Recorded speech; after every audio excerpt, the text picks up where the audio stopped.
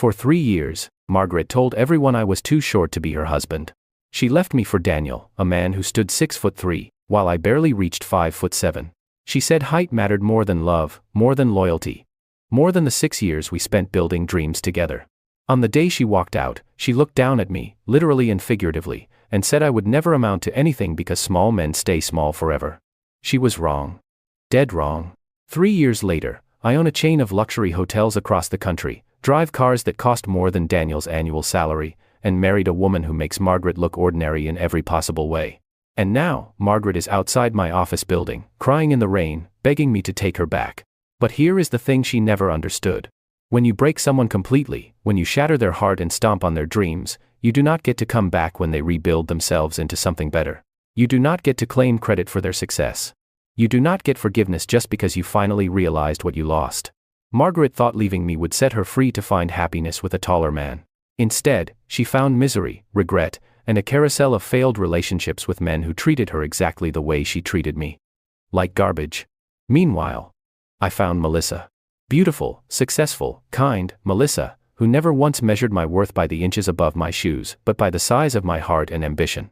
Margaret made the biggest mistake of her life when she walked away. And now she will spend the rest of hers knowing it. This is not a story about revenge. This is a story about justice. About a man who refused to stay broken. About a woman who learned too late that real value has nothing to do with height and everything to do with character.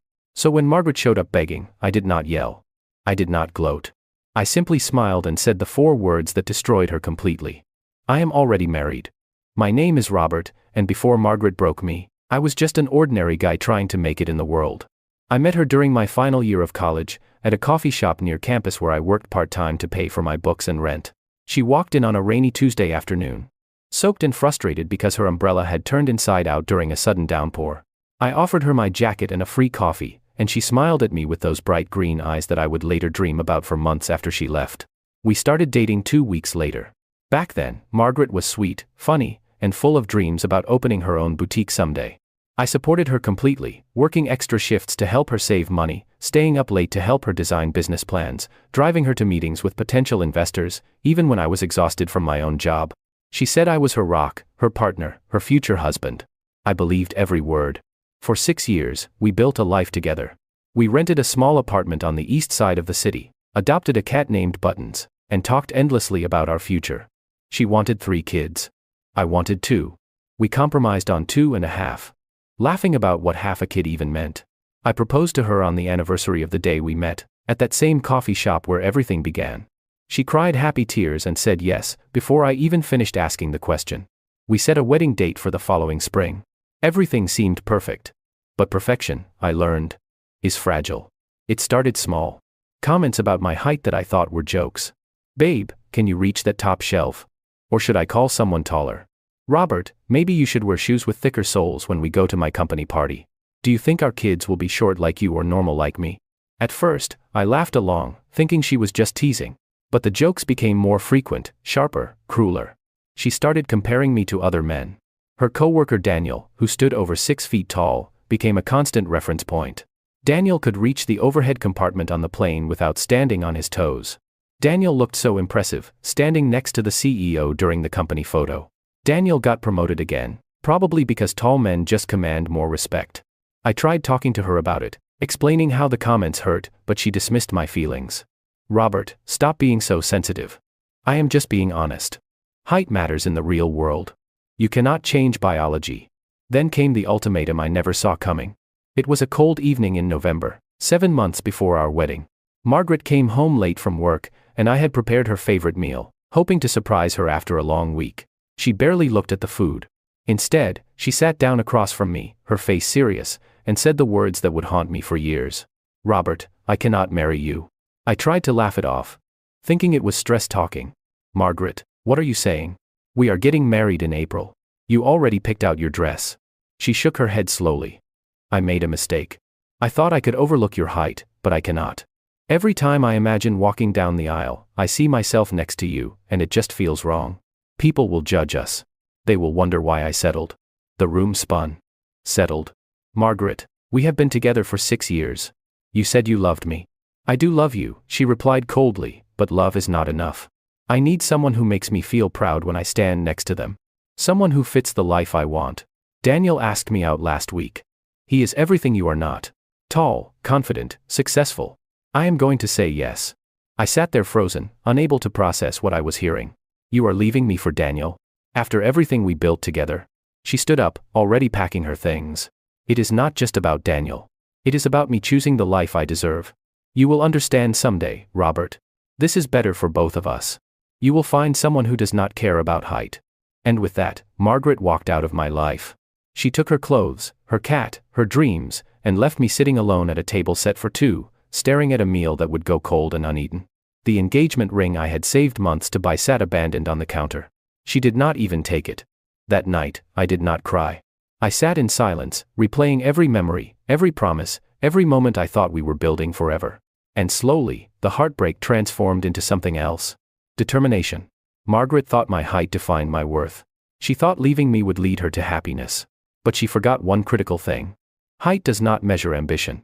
It does not measure intelligence, drive, or the willingness to fight for what you want. She saw a short man with limited potential. I saw an opportunity to prove her wrong in every possible way.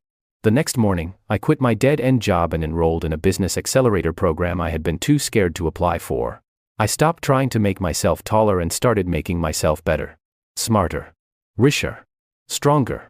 Margaret wanted someone who fit her image of success. Fine. I would become so successful she would regret every shallow word she ever spoke. I threw myself into work, into learning, into building something that would last. I networked with people who saw my value, invested in ideas that others dismissed, and took risks that terrified me. Slowly, painfully, I started to rise. And 3 years later, when Margaret came crawling back, she found a version of Robert she no longer recognized. A version who no longer needed her approval. Or her love. The first year after Margaret left was the hardest year of my life. I thought I had prepared myself for heartbreak, but nothing prepares you for the emptiness that follows when the person you planned forever with suddenly decides you are not enough. The apartment we shared felt haunted. Every corner held memories. The couch where we binged terrible reality shows. The kitchen where we burned dinner more times than we successfully cooked it. The bedroom where we whispered promises we both believed would last. I could not stay there.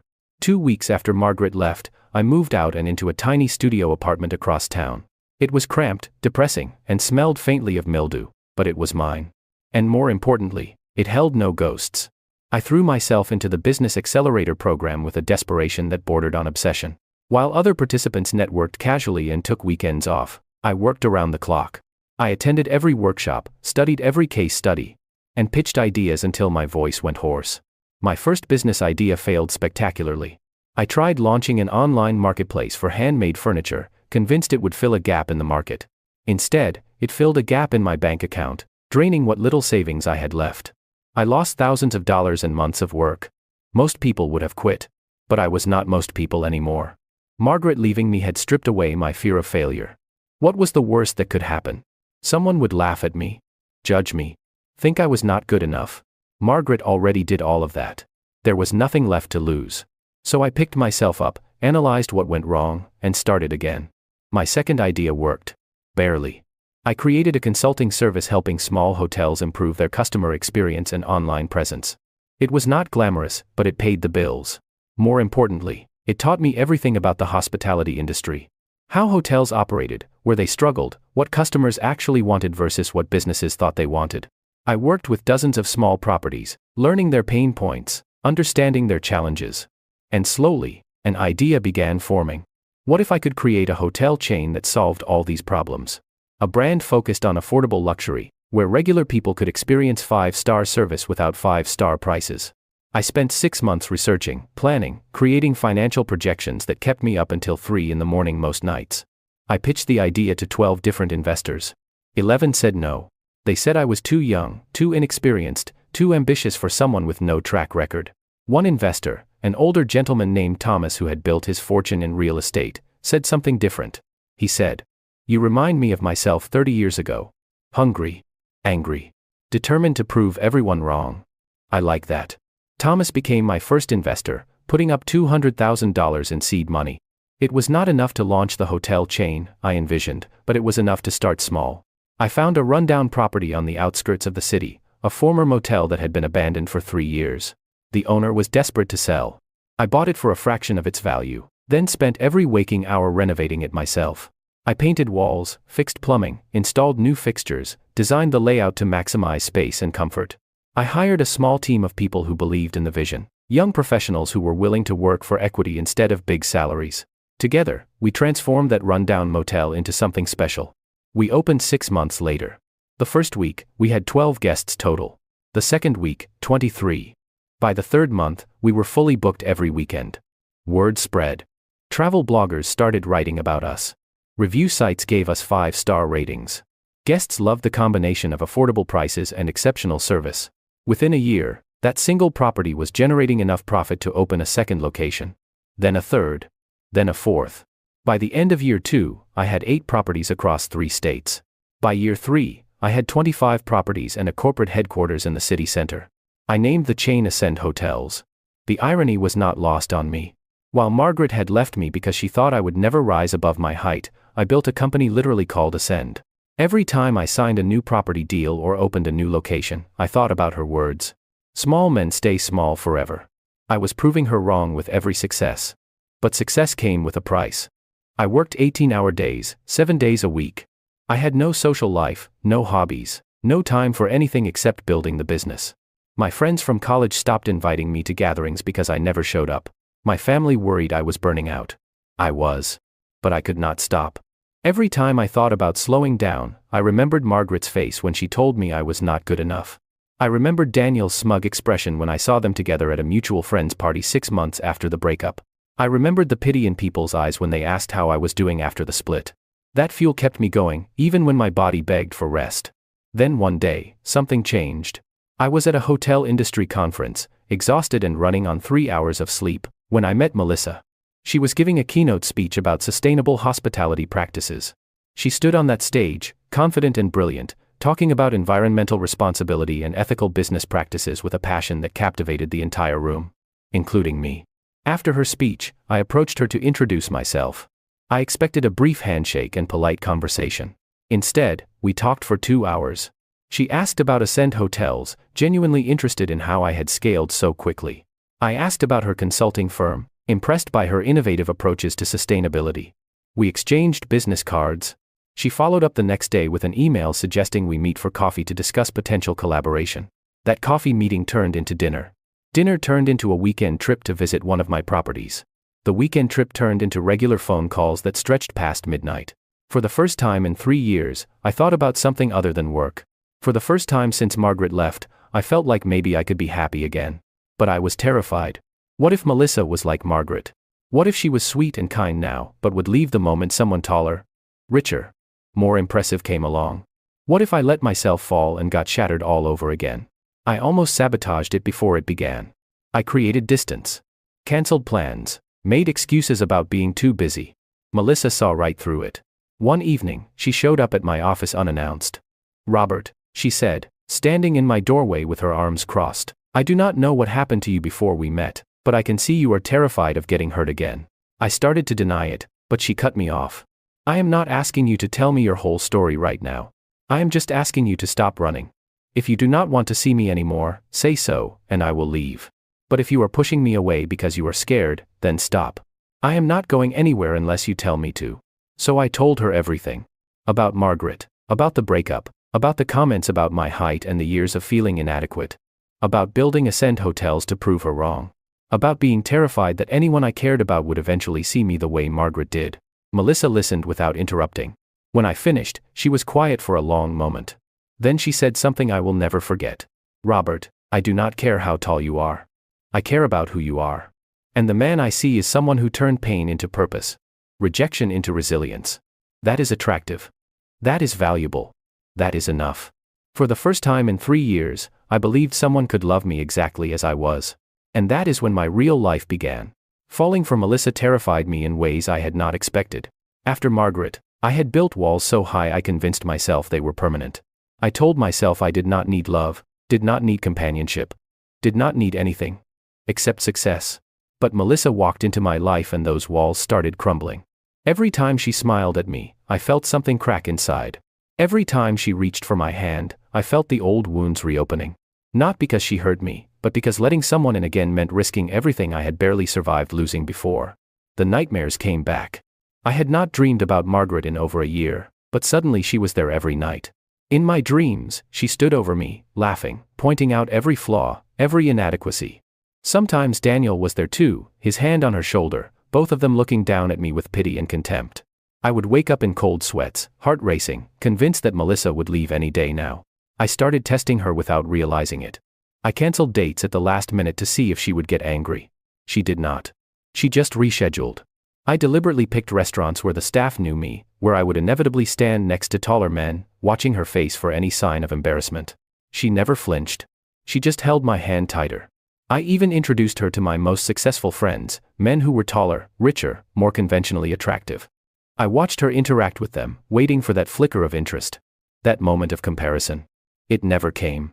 She was polite but clearly uninterested, and at the end of the night, she went home with me. One evening, about 4 months into our relationship, Melissa confronted me. We were at her apartment, and I had just made another excuse to leave early. She blocked the door. Okay, enough. What is really going on, Robert? I tried to brush it off. Nothing is going on. I just have an early meeting tomorrow. She crossed her arms. You have had an early meeting every time we have spent more than 3 hours together this month. Either you are lying about the meetings, or you are avoiding spending real time with me. Which is it? I could not look at her. Melissa. I just need to take things slow.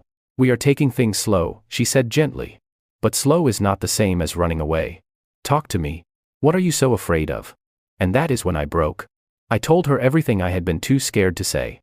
About how Margaret's words still echoed in my head every single day. About how I looked in the mirror and still saw someone inadequate, someone too short, someone not enough. About how I was terrified that one day Melissa would wake up and realize she could do better. About how loving her felt like standing on the edge of a cliff, knowing that falling meant potentially never getting back up. Melissa listened to everything, tears streaming down her face. When I finished, she took my face in her hands. Robert, I cannot promise you that we will never have problems. I cannot promise you that loving me will always be easy. But I can promise you this. I will never, ever make you feel small. Not about your height, not about anything. And if you give me a chance, I will spend every day showing you that you are more than enough. Something inside me shifted that night. I stopped testing her and started trusting her. I stopped looking for reasons she would leave and started building reasons she would stay. Our relationship deepened. She met my family, and they adored her. My mother pulled me aside after that first dinner and said, Robert, this one is special. Do not let your past ruin your future. I met her parents, successful business owners who treated me with respect and warmth. Her father, who stood 6'1", shook my hand and said, Melissa told us about your hotel chain. That is impressive work, young man. You have built something real. No mention of height. No awkward comparisons. Just genuine respect for what I had accomplished. It felt surreal. By month 8, I knew I wanted to marry her. But the timing felt wrong. Ascend Hotels was in the middle of a major expansion, acquiring properties in 2 new states. I was traveling constantly, barely home 3 days a week. Melissa understood, but I could see the strain. She never complained, but I knew she missed me. I missed her too. Then one night, after a particularly brutal week of negotiations and travel, I came home to find Melissa waiting at my apartment. She had let herself in with the key I had given her months earlier, cooked dinner, and set up candles on the table. I dropped my bags and just stared. What is all this? She smiled. You have been working yourself to death. I wanted to remind you that life is not just about business deals and hotel openings. Sometimes it is about coming home to someone who loves you. We ate dinner, talking about everything and nothing. For the first time in weeks, I felt relaxed. After dinner, she handed me an envelope. What is this? Open it. Inside were 2 plane tickets to a beach resort. Dated for the following weekend. I looked up at her, confused. Melissa, I cannot take a vacation right now. The Dallas acquisition closes next week. She shook her head. The Dallas acquisition closes on Thursday. These tickets are for Saturday. You are taking a long weekend, Robert. You need rest. And I need you. Not the workaholic version. The real you. I wanted to argue, but the exhaustion won. Okay, I will go. That weekend changed everything. Away from work.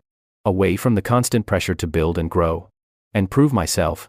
I remembered what it felt like to just be happy. We spent 3 days on the beach, swimming, laughing, talking about dreams that had nothing to do with business. On the last night, we watched the sunset from our hotel balcony. Melissa leaned against me, And I wrapped my arms around her. I love you, I said quietly. I know, she replied. No, I mean I really love you. The way I thought I loved Margaret, but it was nothing compared to this. You make me feel like I am enough exactly as I am. And I do not ever want to lose that. She turned to face me. You will not lose me, Robert. I am here. And I am not going anywhere. I should have proposed right then. But fear held me back. Not fear that she would say no, but fear that somehow, proposing would jinx everything. That the universe would see me happy and decide to take it away. So I held her instead, making silent promises that I would be brave enough soon. When we returned home, reality came crashing back. Work demanded my attention. New properties needed oversight. Problems arose that only I could solve. But this time, I made different choices. I delegated more. I hired a chief operating officer to handle day-to-day operations. I started leaving the office by 6 instead of midnight. And every evening, I went home to Melissa. We fell into a rhythm. Dinners together most nights. Weekend trips when possible. Slow mornings drinking coffee and talking about nothing important. For the first time since Margaret left, I felt like I was building a life, not just a business. But the past has a way of resurfacing when you least expect it. And mine was about to come back with a vengeance. I was at a charity gala for a local children's hospital, an event I attended every year as a major donor. Melissa was with me, stunning in a navy blue dress that made every head turn when we entered.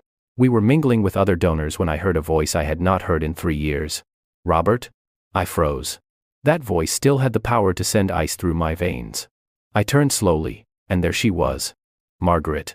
She looked different. Thinner, with shadows under her eyes that makeup could not quite hide. Her dress was designer, but it hung on her frame like she had lost weight recently. But it was definitely her. Melissa felt me tense, and squeezed my hand gently. Robert, she said again, stepping closer. I heard you would be here tonight, but I could not believe it. You look so different. I found my voice. Margaret. What are you doing here? She laughed. But it sounded forced. I am here with Daniel. He got invited through his company. We are engaged now, actually. She held up her left hand, showing off a diamond ring that looked expensive but somehow lacked sparkle. Congratulations, I said flatly. She looked past me to Melissa, and I saw something flicker in her eyes. Envy. And this must be your date? My fiancée. I corrected, pulling Melissa closer. Melissa, this is Margaret. An old friend. Margaret's smile tightened. Old friend. That is one way to put it. Melissa extended her hand gracefully. Lovely to meet you, Margaret. Robert has told me about you. Margaret shook her hand, but I could see her sizing Melissa up, taking in her elegant dress, her confident posture, her natural beauty. I could practically see the comparison happening in Margaret's mind. And for the first time, I realized Margaret was losing that comparison. Has he, Margaret said, her tone odd. All good things, I hope. Before Melissa could respond, a tall man approached. Daniel. He looked exactly as I remembered. 6'3", broad-shouldered, with the kind of easy confidence that comes from never being told you are not enough. He put his arm around Margaret's waist possessively. There you are, babe. I have been looking everywhere. Then he noticed me. His expression shifted, recognition dawning. Robert? Man, it has been forever. He stuck out his hand like we were old buddies, reuniting. I shook it briefly. Daniel. Dude. You look great. I heard you started some kind of hotel business. That is awesome, man. Good for you. His tone was patronizing, like he was congratulating a child on a lemonade stand. I smiled coldly. Ascend Hotels. 25 properties across 8 states, soon to be 30 properties by end of year. Daniel's smile faltered slightly. 25. Wow, that is impressive. Margaret was staring at me like she was seeing me for the first time. 25 hotels? Robert, I had no idea you had become so successful. I shrugged. A lot can happen in 3 years. An awkward silence fell over the group. Melissa, ever gracious, broke it. Well, it was lovely meeting you both, but Robert and I should find our table. The program is starting soon. As we walked away, I could feel Margaret's eyes on my back. The rest of the evening passed in a blur. I sat through speeches and presentations, but my mind was elsewhere. Seeing Margaret and Daniel together, engaged, should have bothered me. A year ago, it would have destroyed me. But sitting there with Melissa's hand in mine, I felt nothing except relief that I had escaped. After the gala, Melissa and I went back to my place. She was quiet in the car, and I knew she was processing the encounter. Inside, she finally spoke. That was Margaret. The one who left you. I nodded. How do you feel? I thought about it honestly. I feel like I dodged a bullet. She smiled slightly. Good answer. But Robert, I need to ask you something. Anything. Do you still have feelings for her? I looked at her directly. No. I stopped having feelings for her a long time ago. Seeing her tonight just reminded me how lucky I am that she left. Because if she had not, I never would have found you. Melissa kissed me. And we went to bed. But later that night, I could not sleep. I kept thinking about the look on Margaret's face when she learned about my success. She had looked shocked, yes, but also something else. Regretful. And that planted a seed of worry in my mind. The next morning, I woke to find 3 missed calls from an unknown number and a text message. The text was from Margaret. It is Margaret. I got your number from a mutual friend. Can we talk? I need to explain some things. Please. I showed the message to Melissa over breakfast. She read it and handed my phone back without expression. What are you going to do? I do not know. Part of me wants to ignore it. Part of me wants to hear what she has to say. Melissa was quiet for a moment. Then, she said, if you need closure, if talking to her will help you fully move on, then do it. I trust you, Robert. And I am not threatened by your past. I am your future. I loved her even more in that moment. So I texted Margaret back. One conversation. That is all. She replied within seconds. Thank you. Can we meet for coffee tomorrow afternoon? I know a quiet place. I agreed, and the next day found myself sitting in a small cafe across from the woman who had once been my entire world. Margaret looked nervous, fidgeting with her coffee cup. Thank you for meeting me. I know I do not deserve it. I stayed silent, waiting. She took a deep breath. Robert, I need to apologize. For everything. For how I treated you, for the things I said, for leaving the way I did. I was cruel and shallow, and you did not deserve any of it. I appreciate the apology, I said carefully. But why now? Why after 3 years? She looked down. Because I have spent the last 3 years realizing I made the biggest mistake of my life. And here it was. The real reason she wanted to talk. Go on. Daniel proposed 6 months ago. I said yes because I thought he was what I wanted. Tall, successful, confident. Everything you were not, in my mind. She paused. Struggling with the words. But being with him has been miserable. He is controlling, dismissive, and he talks down to me constantly. He criticizes everything I do, from how I dress to how I talk to how I spend money. Last month, I caught him texting another woman. When I confronted him, he said I was being paranoid and insecure. Then 2 weeks ago, I found out he has been cheating on me for months. I stared at her, feeling a strange mix of vindication and pity. I am sorry that happened to you, Margaret. But I am not sure why you are telling me this. Her eyes filled with tears. Because I realized that you were everything I actually needed. You were kind, supportive, loyal, and you loved me unconditionally.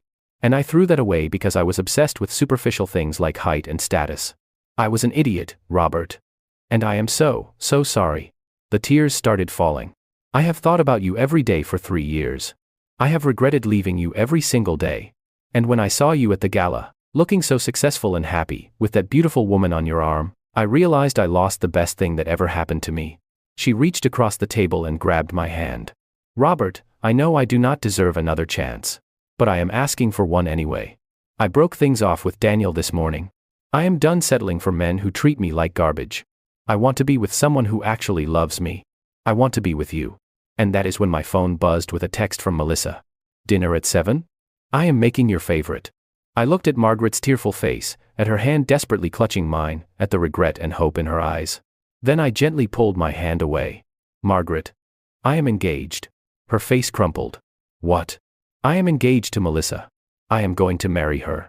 But Robert. We have history. We spent 6 years together. Does not that mean anything? I stood up. It used to mean everything. But you taught me that the past does not matter as much as the present.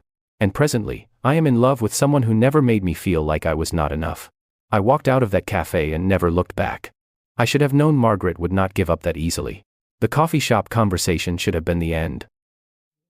A neat closure to a painful chapter.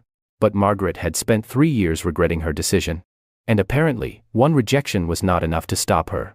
The messages started the next day. Robert, please reconsider. I know I hurt you, but people make mistakes. Do not throw away what we had. Then, Robert, I am not giving up. We were meant to be together. You know it as well as I do. I blocked her number. She created new numbers. I blocked those too. She found me on social media.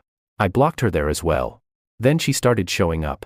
The first time was at one of my hotel properties during a routine inspection.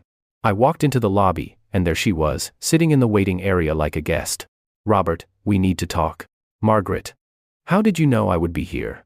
"I checked your company's website. It lists your scheduled property visits." That was a security oversight I immediately made a note to fix. "There is nothing to talk about. I am engaged. I am happy. Please leave me alone." She stood up, her voice rising. "But you loved me. For 6 years. You loved me more than anything. That does not just disappear. It does when the person you love treats you like you are worthless. Now leave, or I will have security escort you out." She left, but I could see the determination in her eyes. This was not over. The second time was worse. I was having dinner with Melissa at our favorite restaurant, the same place where we had our first date. We were celebrating because I had finally decided to propose. The ring was in my pocket, and I was planning to ask her that very night. We were halfway through dinner when Margaret walked in. She saw us immediately and made a beeline for our table. Melissa saw her coming and sighed. "Here we go." Margaret stopped at our table, ignoring Melissa entirely. "Robert, I need 5 minutes. Just 5 minutes alone. Please." "No. Please. I am begging you. I will get on my knees right here if I have to." And she actually started to kneel. I stood up quickly, grabbing her arm. "Margaret, stop. You are embarrassing yourself. I do not care. I love you. I made a mistake, and I am trying to fix it. Why will you not let me fix it?" "Because there is nothing to fix. What we had is gone. It ended 3 years ago when you walked out. Move on." She looked past me to Melissa, and her expression turned ugly. "It is because of her, is not it? She turned you against me." Melissa, who had been silent until now, spoke calmly. "Margaret, I did not turn him against you. You did that yourself when you left him because you thought he was not tall enough. Robert moved on because you gave him no choice. Now please leave us alone." Margaret's face twisted with anger. "You do not get to talk to me like that. You do not even know him. I have known him for years." "You have known him for what, a few months?" Melissa smiled, unbothered. "Long enough to see what you could not. That he is extraordinary exactly as he is." Margaret looked like she wanted to throw her drink in Melissa's face. But instead, she turned back to me. "Robert, if you marry her, you will regret it. She does not love you the way I do. She does not know you the way I do." "You are right," I said quietly. "She does not love me the way you do. She loves me better. She has never once made me feel inadequate or unworthy. She has never compared me to other men. She has never left me when things got hard. So yes, Margaret. Her love is different from yours. And I am grateful every day for that difference." Margaret stood there, tears streaming down her face, looking lost. Finally, she whispered, "I am sorry. For everything. I know. But sorry does not change anything. Goodbye, Margaret." She left, and the restaurant slowly returned to normal. Melissa reached across the table and squeezed my hand. "Are you okay?" I nodded. "I am better than okay. Because that night, despite the interruption, I still proposed." And Melissa said yes. We set a wedding date for 6 months later, a small ceremony with close friends and family. I thought Margaret was finally out of my life. But 3 weeks before the wedding, she made one final desperate attempt. I was at home alone. Melissa was visiting her parents for the weekend. When my doorbell rang, I opened it to find Margaret standing there, mascara running down her face, clearly drunk. "Margaret, what are you doing here? How did you even get my address?" "I have my ways." She stumbled forward, and I caught her before she fell. "Robert, please do not marry her. Please. I will do anything. I will change. I will be better. Just give me one more chance." "Margaret, you are drunk. Let me call you a cab." "No." She grabbed my shirt. "I love you. I have always loved you. I made a mistake, but that does not mean we are over. Fight for us. Robert. The way you used to fight for me." I gently removed her hands. "I stopped fighting for you the day you told me I was not good enough. I am not that person anymore, Margaret. I do not need to fight for scraps of affection from someone who could not see my worth.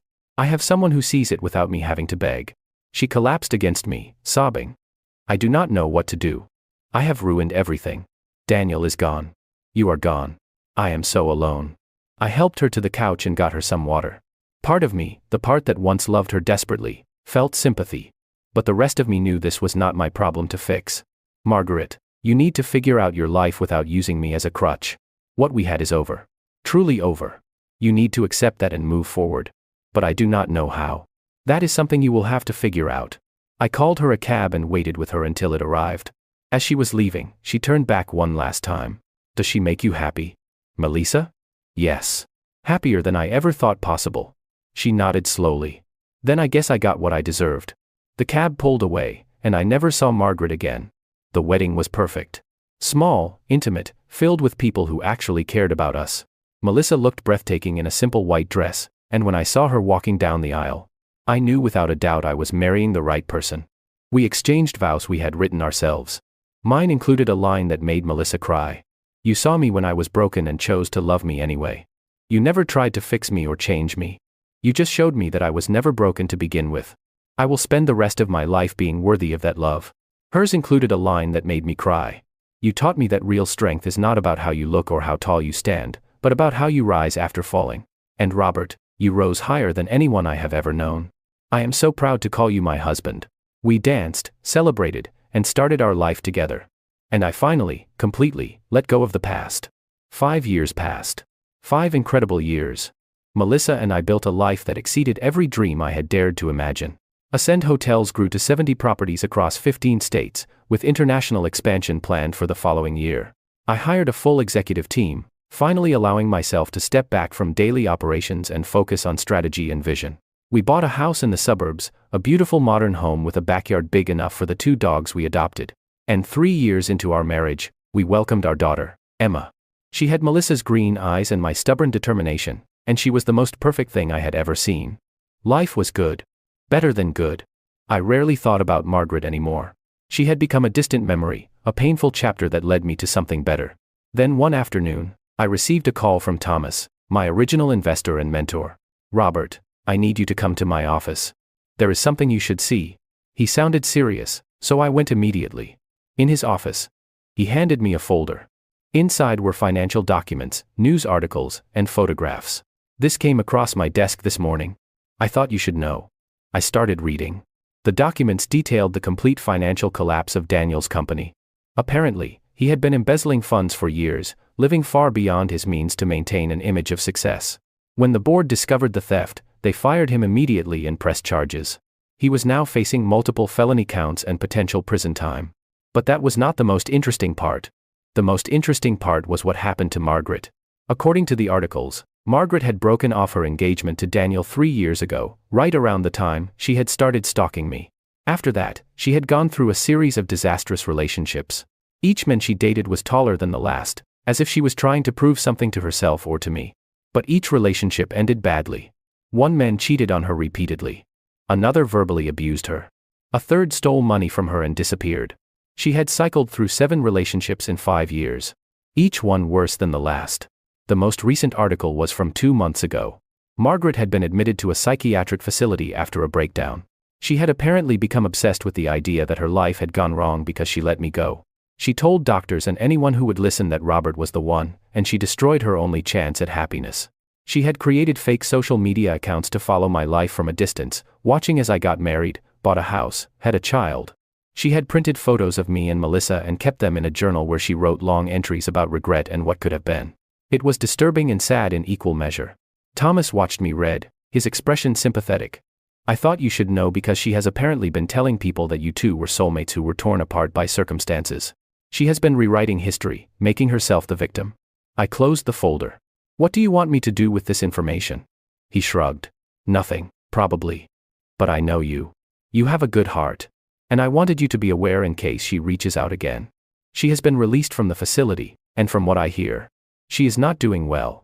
I thanked him and left, the folder tucked under my arm. That night, I told Melissa everything. She listened carefully, then asked the question I had been wrestling with all evening. Do you feel sorry for her? I thought about it honestly. I feel sorry for the person she became. But I do not feel responsible for it. She made choices, and those choices had consequences. Melissa nodded. Good. Because what happened to her is not your fault. You did not make her shallow. You did not make her chase status over substance. She did that herself. I know. And I do not regret how things turned out. If she had not left me, I never would have found you. Melissa kissed me. Exactly. So, let her go, Robert. Completely. And I did. I threw away the folder, blocked any remaining ways Margaret could contact me, and focused on my family. But the universe, it seemed, was not quite done. 6 months later, I was invited to speak at a major business conference about scaling hospitality businesses. It was a huge honor, with thousands of attendees and significant media coverage.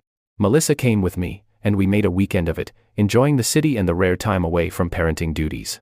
The day of my speech, the auditorium was packed. I stood backstage, reviewing my notes, when one of the organizers approached. "Mr. Robert, there is someone here who says she knows you and would like to say hello before you go on. Should I send her back?" "Who is it?" "She said her name is Margaret." My stomach dropped. "No. Tell her I am busy preparing." The organizer nodded and left. Melissa, who had been sitting nearby, stood up. "She is here?" "Apparently. Do you want me to handle it?" "No. I will be fine. She is not going to ruin this day." I went on stage 20 minutes later and delivered the best speech of my career. I talked about resilience, about turning rejection into motivation, about building something meaningful from nothing. I talked about surrounding yourself with people who see your value, not people who make you feel small.